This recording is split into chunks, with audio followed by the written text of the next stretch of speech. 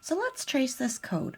We have two classes set up in our program. We have the animal class, which is going to be our type, and then we have the code that we're going to run that's going to print stuff out on the screen and that's going to call the animal class.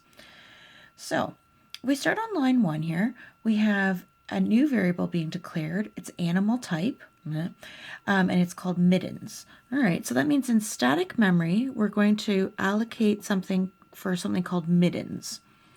And then when it says new animal, what it does is it actually allocates new memory in the dynamic space that will have instance variables, noise, and type set aside for mittens here.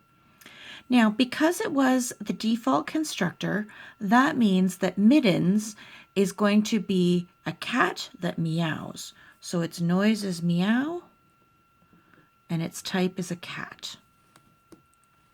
So then let's move on to line 2. So line 2 says textArea.append mittens.toString. So we go to the toString thing, and it says then the type, and the type in this case is cat, says noise meow.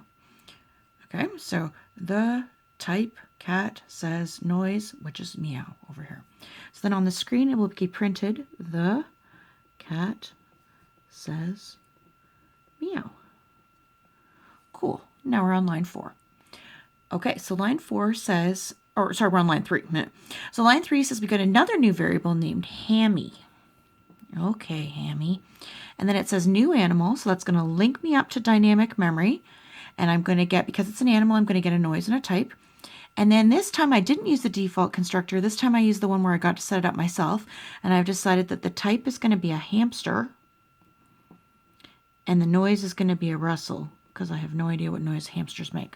All right, so then we have another text area, and we are going to append this time hammy's toString. So hammy's toString is going to say the hamster says rustle.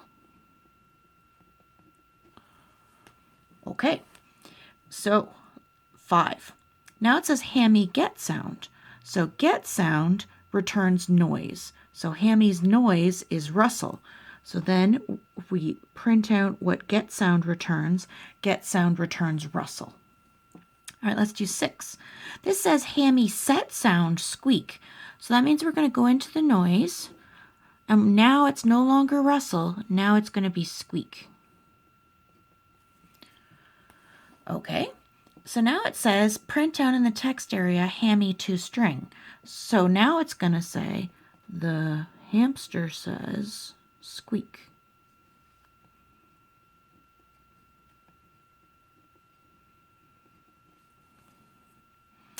So now we're going to set hammy's animal, to be mouse.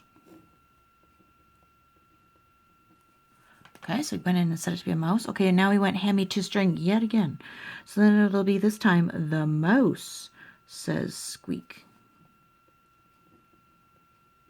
I don't know if I can get squeak in there. Oh, it's kind of, there you go. It's kind of off the phone screen. Life's like that. All right, so now we've done line 9. So now we're going on here. So now we're going to be comparing things to each other. So the compareTo method is that we are comparing the animal. All right, so the animal in mittens is a cat, and the animal in hammy is a mouse. So that's going to be that we actually have cat compared to mouse. And cat is less than mouse.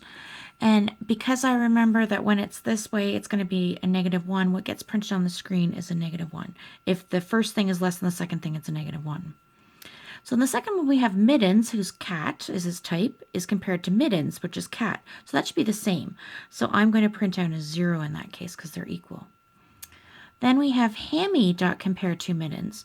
So hammy was a mouse in his type, and then we had cat on the other side, and mouse is bigger than cat, so that's going to return a 1. Then we have mittens.equals hammy. And, well, they're not equal because mittens is having a cat and hammy is the mouse, and so we're going to put false. So the equals is a true or false, and the compareTo is returning a -1, a 1, or a 0.